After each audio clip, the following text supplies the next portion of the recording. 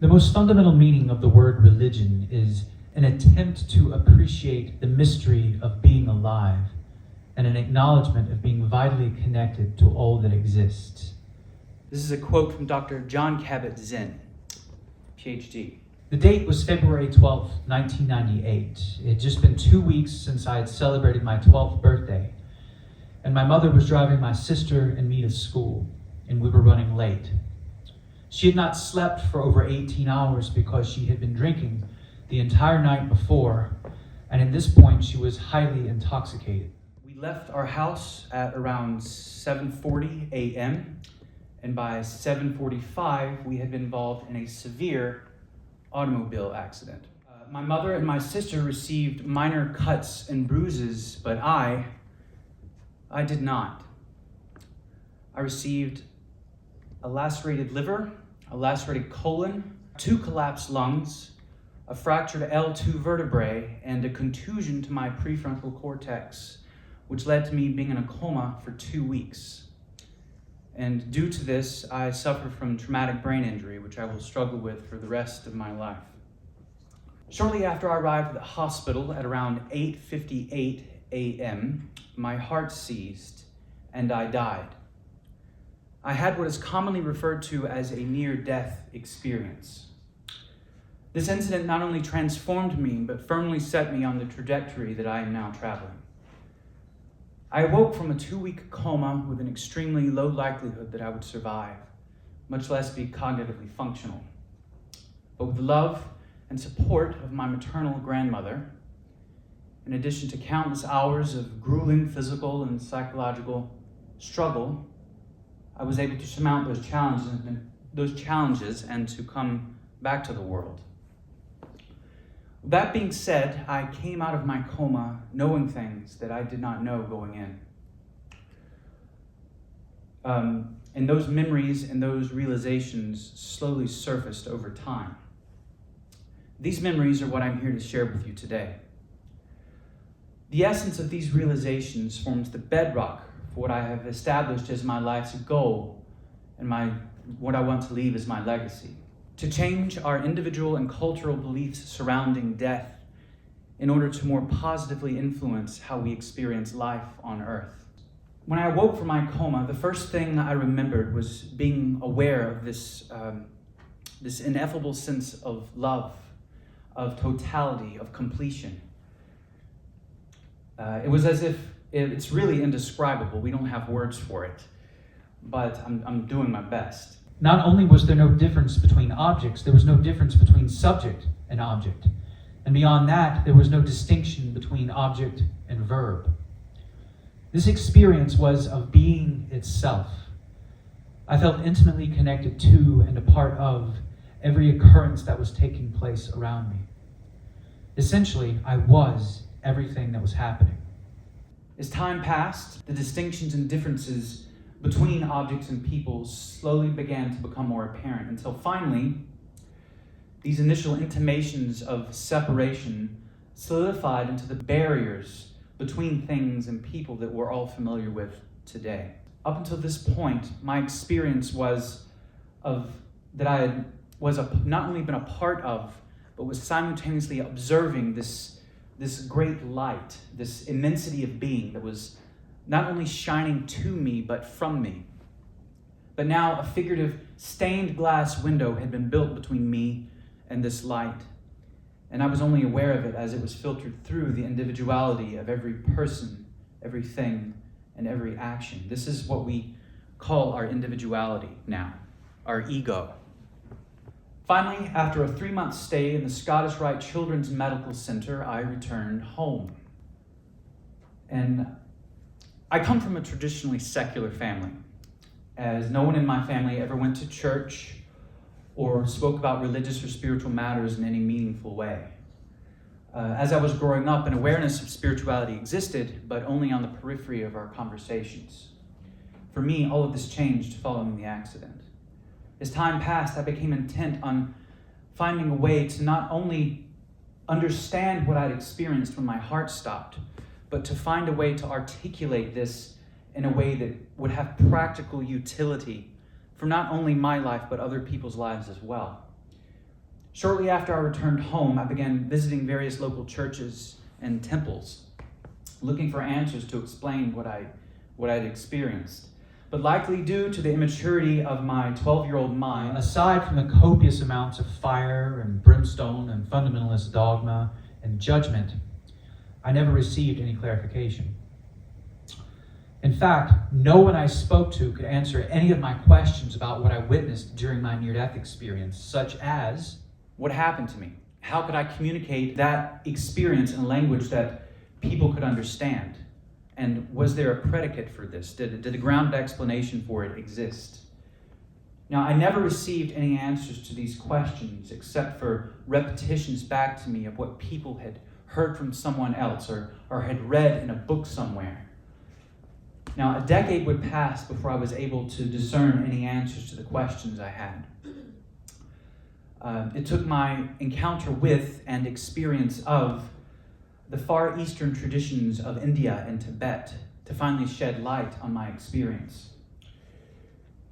And also to shed light on how what I remembered from it and what I brought back with me could have practical utility and implications for the living of a meaningful life. My immersion in these ancient traditions brought answers that not only fit into my own experience of and return from death, but also deepened my understanding of a variety of distinct dimensions of what we today refer to as the practice of religion. 3 of which I would like to focus on here. These dimensions are of spirituality, worship, and holiness, as well as the practical utility they each hold for the living in daily life.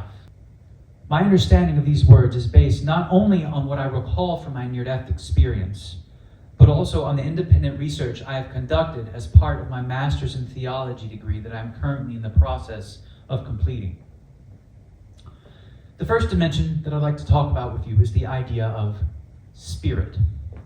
This may come as a surprise, but following my connecting the dots between my near-death experience and the actual origins of the word spirituality, I now understand that some of the most spiritual people I have ever met have been atheists and agnostics. Let me explain what I mean. There are a great many of these non-believers who are environmental activists, who are social justice activists, and human rights activists. Our modern-day word spirit is derived from the Latin word spiritus. This is the same root word where we get the words to inspire or to expire, meaning to breathe. So, by definition, anything that breathes and is alive is spiritual, by definition. So these atheist activists who I mentioned earlier are people who, in their activism, demonstrate their appreciation for what it means to be alive. This is the essence of what spirituality is. An acknowledgement and appreciation for what it means to be alive and are aligning our actions with that sentiment. The second dimension is the idea of worship. This is another common part of religious conversation we all take for granted, a word for which we assume we understand the meaning. The origin of the word worship is derived from the Old English root word worthship. This is also the origin of the modern English words worth and worthy. This is literally where we direct our attention, what we focus on. There's a metaphysical adage that says, wherever attention goes, energy flows. And wherever energy flows, expansion happens. This is the crux of the meaning of the word worship. As an example, quite literally, an alcoholic worships alcohol. Alcohol is what the person focuses on and constantly holds in his frame of mind. And lo and behold, this is what shows up in his life, along with everything else that comes along with it. If we hold our attention on a given point of focus, the context of that point of concentration begins to manifest and take form in our life. This is the essence of worship. The third word that is bantered around in religious discussion and which has practical utility is the idea of holy. If one were to ask the average person what the word holy means, most people don't know, but we use it every time we go to church or we talk about something that's important or sacred to us. But the origin of the modern word holy is derived from the Old English word halig. This word halig is also the origin of our modern words heal and whole. Like I said, this is also the origin of the word heal, and that's where I'd like to go with this. In the context of this understanding, in the hospital, by definition, the hospital or any other place of healing or therapy is quite literally a holy place. And the practice that is carried out there is literally a holy endeavor. As I stated earlier, what I witnessed during my near-death experience was a reality that was unencumbered by distinction or separation. I understood as I was in that state that that is where I was before I was born, and that is where I will go after I die. This is true for all of us, regardless of what we believe. This reality of wholeness is our very nature. This is what is commonly referred to in all the great traditions of the world as the I am presence.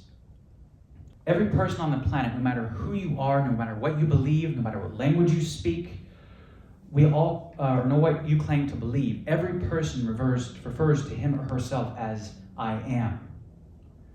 In the tradition of Hinduism, it is often stated that we are all part and parcel of the one consciousness that is the Brahman. There's an old Indian analogy that was often used to teach spiritual devotees about this concept. The analogy goes like this. There's a beautiful, vast ocean. Upon this ocean, there arises a wave. This wave travels for endless miles until one day it crashes upon the shore. When the wave first arose on the ocean, it is called a birth. As it travels across the surface of the ocean, we call this a life. When it crashes on the shore, we refer to that as a death. But in reality, every seemingly separate and individual wave is entirely water. And each of them is connected to and a part of the vast ocean, which is also entirely water. In this analogy, the water is the I am, also referred to in Hinduism as the self. Another analogy that demonstrates this point is the analogy of one of the largest organisms on the planet. This organism is a forest in the eastern portion of the United States called the aspen forest. If you walk around the forest, you observe that all these individual separate trees, but as it turns out, if you dig down into the earth, to the tree's root system, you discover that not only are the tree's roots intertwined, but there's only one root system. There's only one tree. There's only one organism expressing itself in many different ways. The essence of this idea is the same that's referred to in the Bible in the book of Exodus, when Moses encounters the burning bush, and the bush tells him, I am. An important point here is that in an application to our daily lives, each time we introduce ourselves to one another, we say the name of God before we say our own name. I am Zach. I am Donna. I am Josh. I am Melissa. This is the foundation of our human beingness. I submit to you that this I am presence, which peers out from behind all our eyes, and which connects us and binds us together, is not only the essence of what we are, but is the essence of the love that we are. The best part of this is if we search for evidence to verify this, it can be found in the here and the now, in this room. I'd like you to pose a question to you. And keep it to yourself, but just, for me, bring someone that you love, someone that you care for deeply, someone that you are very, very intimately close to, someone you love, be it a mother, a father, a child, a best friend, or a grandparent. Keep that person in your mind. Now, I'd like to ask you, why do you love them? Why do we love? Why do you love them? We cannot help it. It is our very nature. It is uncontrollable. Just as the I am presence is an involuntary part of who and what we are. So is the love that you have for this person that you've brought to mind. We can be taught to block this love, to protect ourselves, but that's something that we learn through the difficulty of life. As another example, think of a child, a little baby, a newborn baby. They love unconditionally and naturally until they're taught not to. Think of any animal. An animal naturally loves unconditionally, naturally, until they're trained not to. It is because we're human that makes us different. But it is in that difference wherein we may discover our similarity. And it is because of that similarity that we may remember our unity. These are intimations of our own nature, of our very ground of being. This is what I remember from my near-death experience. This is what I brought back with me. We all know this unconsciously. We just have to remember it. We must hold within our awareness the reality of our spirit, of our life force. This is the act of worship that I feel is needed in the world right now.